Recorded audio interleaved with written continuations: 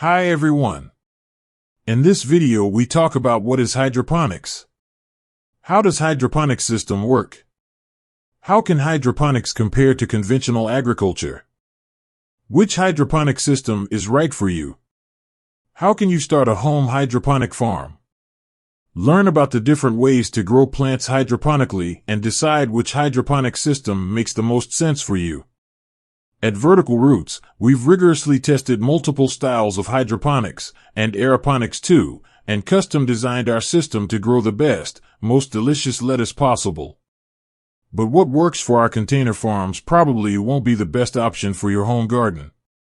If you're looking to grow herbs in your kitchen or tomatoes in your greenhouse, but you don't want to design high-tech software or undertake a major construction project to do it, you've come to the right place.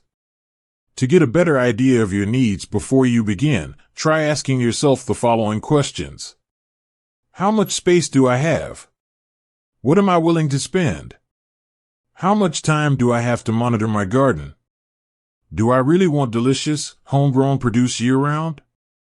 All right, ready to explore? Check out our roundup of the most common hydro options below. Note, no matter what system you choose, you will need some basic elements like appropriate lighting and a growing medium, the material serving as your plant's root support system. Copyrighy. Pros: easy to set up and a breeze to maintain. Cons: not suitable for diverse gardens, works best for growing individual plants. The Copyrighy method is the most basic of all growing approaches. This method doesn't require any electricity, water circulating equipment, or air pumps. It is, however, limited to smaller production. If you just want to grow a small plant or two for your house and you're not sure you have the time to tinker with more complex setups, this is probably your dream. If you're planning on growing a highly productive and robust vegetable garden, then Copyrighy is unlikely to get you there as it doesn't support the hefty water and nutrient needs of larger plants. To set up this system, you just need a container, even a mason jar will do, a net pot, and some nutrients. Instead of submerging the roots in oxygenated water, you simply fill your container until the water covers about a third of your net pot. Then you can let the plant do the work itself. As your seedlings continue to suck up water/nutrients, they will create an air pocket in the tank, taking care of oxygenation for you. Think of this as self-watering and self-oxygenating. Some things to look out for: even thought this system allows you to mostly set it and forget it, you can't forget to test your pH levels and add nutrients intermittently. It's also easier for plants to develop root rot in this setup and die before a sufficient bubble of oxygen is created between the base of the plant and the reservoir.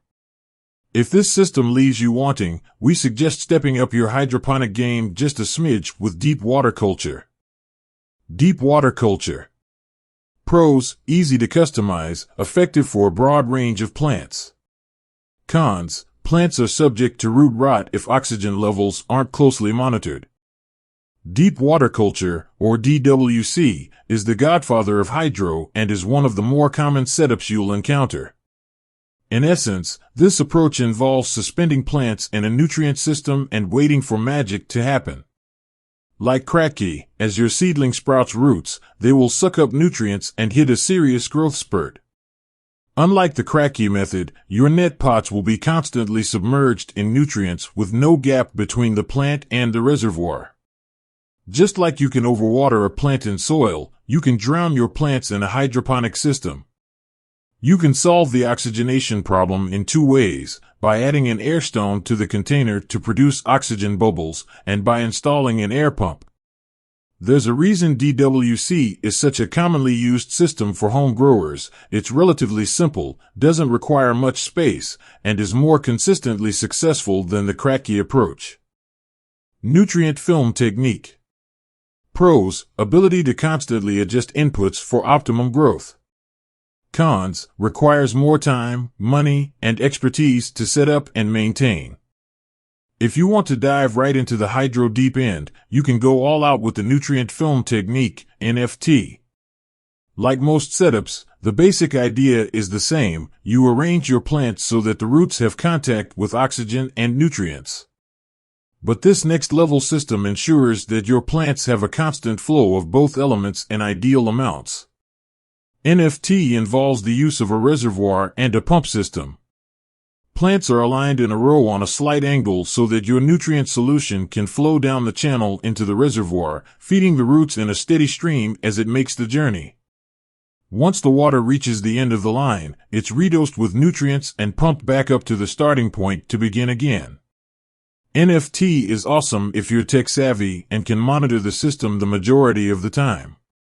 But as they say, with more complexity comes more opportunities for catastrophe.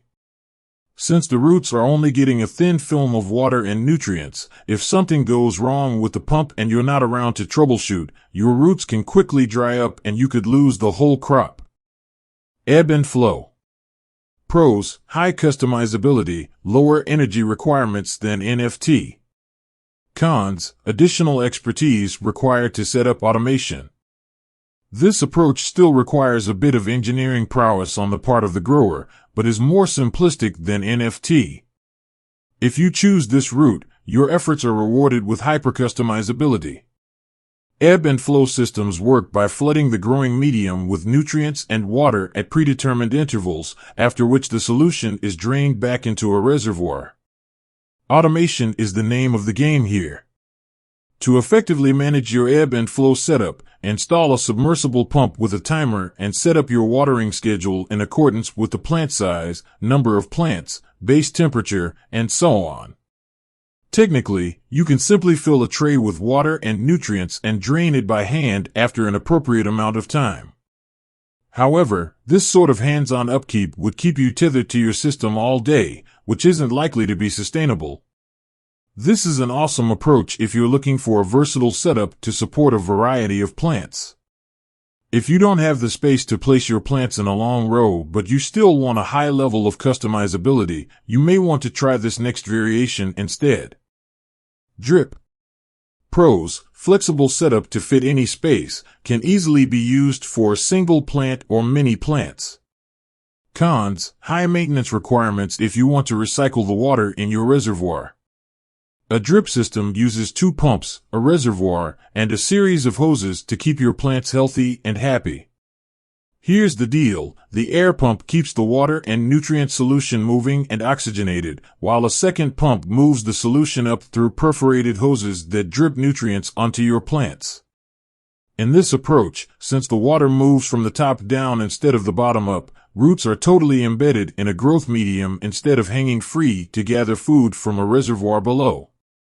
This method works best if you sprout your seeds in a smaller container with a growth medium like coconut coir and then transfer your teenage plants to larger pots filled with a more porous medium like vermiculite.